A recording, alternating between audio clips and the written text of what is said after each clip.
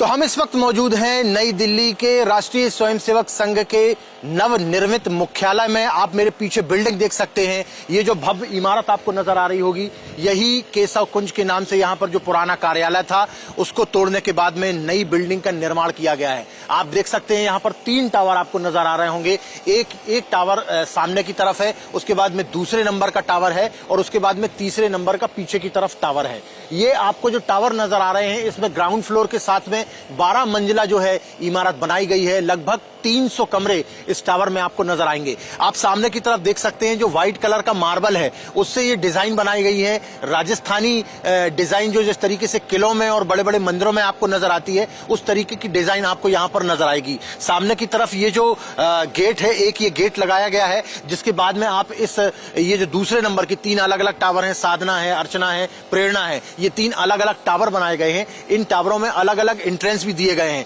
Main gate से जब आप आते हैं, सामने की तरफ से हमारे विजय आपको दिखाएंगे कि यहाँ से जो सामने की तरफ मेन गेट है, जब आप वहां से एंट्री लेते हैं तो उसके बाद में पहला टावर पड़ता है और इस टावर के नीचे आपको यहाँ पर देखिए अशोक सिंघल सभागार आपको यहाँ पर नजर आ रहा होगा। ये एक बहुत बड़ा अशोक सिंघल के नाम से बनाया गया है ये सभागार। इसमें तकरीबन 650 के आसपास यहाँ पर लोग बैठ सकते हैं किसी भी प्रकार के कार्यक्रम में। यहाँ पर सिर्फ एक सभागार नहीं बनाया गया है, ऐसे ऐसे 3 सभागार इस पूरी इमारत में बनाए गए हैं। 5 लाख वर्ग फीट में लगभग 4 एकड़ में बनी ये जो इमारत है, लगभग 150 करोड़ की कीमत से बनाई गई है। 2016 से इसका कार्य प्रारंभ हुआ था और अब जाकर 2025 में पूर्ण रूप से कंप्लीट हुआ है। हालांकि अभी भी इंटीरियर जो अंदर के कुछ कमरे हैं उनमें काम चल रहा है इंटीरियर का। ये जो यहाँ जहां पर मैं आप खड़ा हूं, इसके नीचे की तरफ आप देख सकते हैं, हमारे विजय आपको दिखाएंगे कि किस तरीके से यहाँ पर जो है जब मेन गेट से गाड़ियां आएंगी तो अंदर की तरफ पार्किंग के लिए यहाँ से रोड दिया हुआ है। तकरीबन 270 कारें यहाँ पर अंदर की तरफ खड़ी की जा सकती हैं।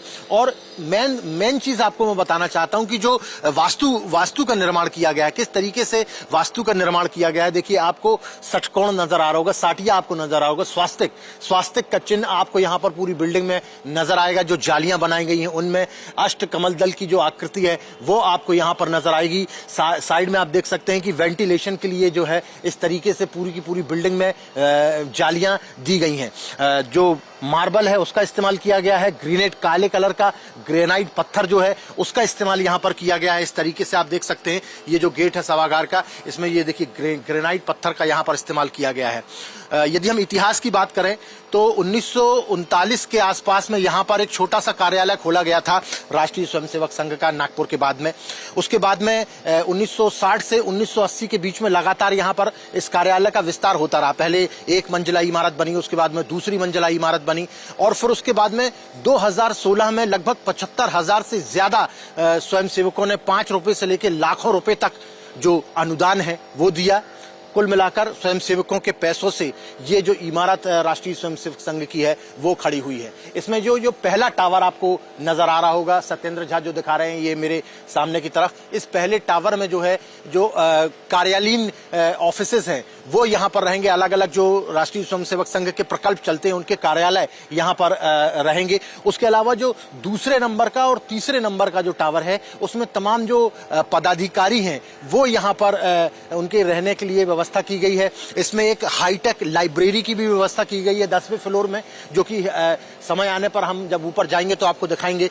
10वें फ्लोर में लाइब्रेरी की व्यवस्था की गई जिसमें हाईटेक तरीके से जो है कोई शोध का कार्य करना चाहता है, रिसर्च का कार्य करना चाहता है, वो उसमें कर सकता है। ये देखिए सामने की तरफ जो है इसमें जो है इसी के ऊपर वाले माले में जो है राष्ट्रीय स्वयंसेवक संघ के जो सरसंघ चालक है माननीय, वो यहाँ पर रहेंगे। तमाम जो पदाधिकारी हैं उनके लिए यहाँ पर रिहायशी कमरे बनाए गए हैं। 3 अलग अलग ऑडिटोरियम बनाए गए हैं। उसके अलावा 270 गाड़ियों की पार्किंग यहाँ पर बनाई गई है। सबसे बड़ी बात यह है कि जो ड्रेनेज सिस्टम है, देखिए इस टाइप का जो ड्रेनेज सिस्टम है वो यहाँ का पानी यहीं पर इस्तेमाल किया जाएगा। अंदर जो ड्रेनेज सिस्टम बनाया गया है, जो सीवेज ट्रीटमेंट प्लांट है वो यहीं पर इसी में रिसाइकिल होगा यहाँ पर पानी। मतलब अत्याधुनिक तरीके से पूरी बिल्डिंग का निर्माण किया गया है। इस 4 एकड़ की जमीन का पूरे तरीके से इस्तेमाल किया गया है क्योंकि काफी लंबे समय के बाद में यहाँ पर जो है निर्माण कार्य हो पाया है राष्ट्रीय स्वयंसेवक संघ के इस दिल्ली के मुख्यालय का। तो यहाँ का पानी बाहर नाले में नहीं जाएगा, यहाँ का पानी यहीं पर ट्रीट करने के बाद में इस्तेमाल किया जाएगा। दूसरी सबसे बड़ी बात यह है कि इस बिल्डिंग के ऊपर छतों पे जो है सोलर पैनल सिस्टम लगाए गए हैं, जिससे कि यहाँ की जो ऊर्जा है, इस पूरी बिल्डिंग की जो ऊर्जा है वो काफी हद तक उन सोलर पैनल से ली जाएगी और उन सोलर पैनल के बाद में उसी ऊर्जा का इस्तेमाल किया जाएगा। इस तरीके की लाइट्स जो हैं वो यहाँ पर लगाई गई हैं। आप देख सकते हैं यहाँ पर छोटी छोटी लाइट्स जो है लगाई गई हैं। इस तरीके से गार्डन के छोटे छोटे गार्डन के पार्ट्स बनाए गए हैं। इस तरफ भी, इस गेट के पीछे भी, मेरे पीछे भी यहाँ पर इस तरफ गार्डन है और यहाँ पर आप देख सकते हैं इस गेट के उस तरफ जो है सामने की तरफ भी एक बिल्डिंग बनाई गई है। ये सामने की तरफ एक छज्जा बनाया गया है जिसमें आप देख सकते हैं कि जो साटिया है, आप देख सकते हैं कि स्वास्तिक का चिन्ह आपको यहाँ पर भी नजर आ जाएगा।